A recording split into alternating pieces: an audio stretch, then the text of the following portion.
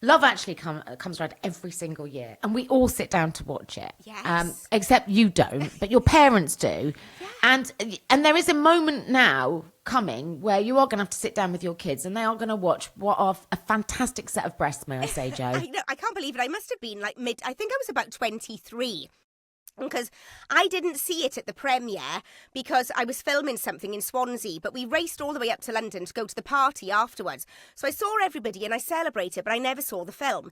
And then it was the Cardiff Film Festival. They asked me if I'd introduce it. So I said, yeah, okay. So I got to the cinema and my parents and my James, we were married. I think we were married. He was sitting in the front row and the cinema was full. So I got up and I introduced it, sat down, sat in the front row. It started and I was like, oh my God, it's so lovely and it's full of love. And then my scenes came on and I was like, oh my God, I can't believe I'm watching this in front of everybody. Oh my God. But I was looking at like photos the other day and Jesus, I'm just like a slip of a thing. I'm so minute. I'm so tiny. I don't even look like me. It's quite unbelievable. But yeah, the kids. So that's the only time I've ever seen it and I've never watched it since. And then it must have been either last year or the year before it came on. And I thought, you know what, stuff it. I'm going to sit and I'm going to watch it. And I watched it and I was like, oh my God, love really is all around. It's so lovely and all It's a of the Emma beautiful Thompson film. stuff. But my parents do say, well, it's not Christmas until we've seen Love Actually. And it's hilarious because it isn't Christmas until they've seen their daughter stark naked on top of Martin Freeman. But that's like a really Christmassy, wholesome thing for them and they love it. But yeah, Ding dong, merrily on high, Joe. But the kids have started saying, can we watch Love Actually? Are you in Love Actually? And I've explained to them what my part is and that I'm a stand-in on a film set for like nude scenes. And so mummy, is, sort of naked. And I've explained how they stick bits on you so that bits and pieces can't be seen and stuff. But I've said to them, there are going to be bits. We can watch it, but there will be bits that mummy has to fast forward through. But you will get to see me in a nativity and in an airport. So you can see me in those bits. The other bits, mummy will have to fast forward through. But I'm quite open and honest and they're so used. I've been breastfeeding now for about bloody 12 years off and on. So they're so used to my boobs and my boobs being hailed as just like, this amazing thing. And Beau constantly now for about the last 4 years, every time I walk into the house, she's like, I want boob. So mummy's boobs are kind of the norm. It's kind of abnormal if mummy's boobs aren't being seen day to day in the house.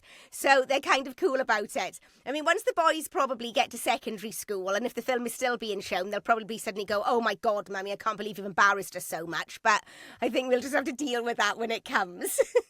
Oh, listen, you know what? I mean, I'd just say own it, Joe. Yeah, it's such a wonderful film and you are wonderful in it. Yeah. But are there any other sort of like, I mean, when you do those scenes, are they awkward? Oh, God, they're awful. Luckily, now that I'm like 48, I doubt very much I'm going to have to do anything like that again. And if I do... You then... say that. Did you see Emma Thompson? Who was in Love Actually doing the thing with, Reggie...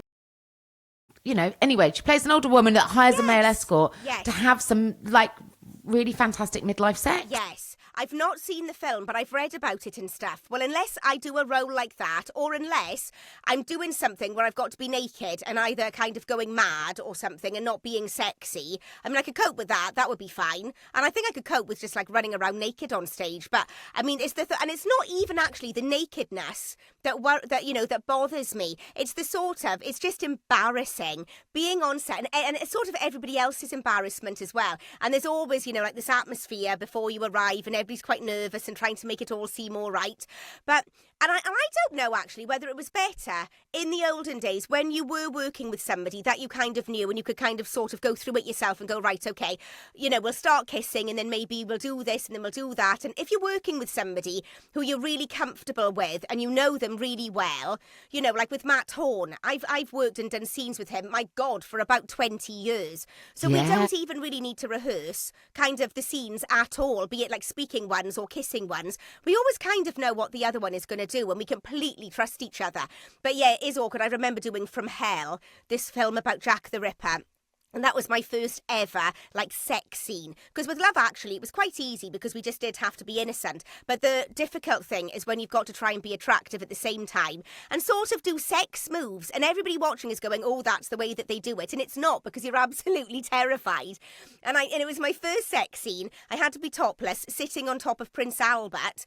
And I didn't practice. I didn't think about it. I just buried my head in the sand, which I do with everything like that. And I thought, right, I'll deal with it when the time comes.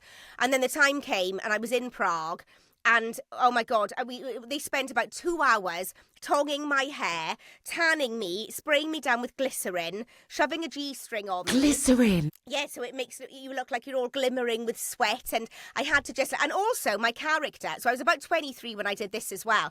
I was stick thin, completely flat stomach, no boobs, and my character in it is supposed to have given birth about 2 weeks previously. Now, right, that I've had a baby myself, I'm like, there is no way a woman 2 weeks after giving birth would be riding on top of a fella, would have boobs that small, not engorged. And actually, in the original script, it said... halfway through having sex, she starts lactating. And I remember at the time going, well, I am not bloody doing that. But I mean, my small little boobs in that scene looked so far from being able to lactate anything that it's like, oh my God, the Hollywood version of a woman who's given birth 2 weeks previously is not what I was like with any of my 4 kids. But yeah, it was, oh my God, it was utterly terrifying. And I froze. I remember I just couldn't move because I was so frightened. It was so unnatural. And there was a close set, and that was all brilliant, and everybody was really lovely. But halfway through the scene, I've got to get kidnapped. And these men burst in halfway through, picked me up, threw me over their shoulders, and walked out. And as we walked out, we came into like the lot in this big warehouse, and there was, you know, all the monitors, and there were about 200 blinking people, all crowded around, watching and, you know, looking at their different jobs and everything. But there were so many people just watching it on the monitor, and oh my God, it's just utterly terrifying, and it never ever gets any better. Does it not? No, it doesn't. Because, I mean, even filming the finale of Gavin and Stacey, I've known Matt, right, for so many years, and I feel completely comfortable with him. But even I felt quite nervous and embarrassed when I first had to do Stacey, putting on the glasses and slapping Gavin across the backside and saying, come on, let's do role play. Because at the time, I was still breastfeeding Beau. And at the read-through, I was like, oh my God, these kids have like sucked everything out of me. And I think they've sucked all my creativity out of me and my abandonment. And I'm like still in, you know, I'm in feeding mother mode. And I've suddenly got to put on these glasses and be all trying to be sexy and slap Matt on the arse and say, come on, let's do role play.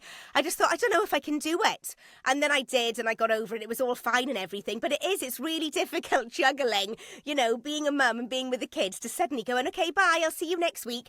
I'm just going to go on set and in front of everybody, shove a pair of glasses on and try and be sexy and bend another man over and whack him on the backside. It's just really difficult. Your life is amazing, Jo Page.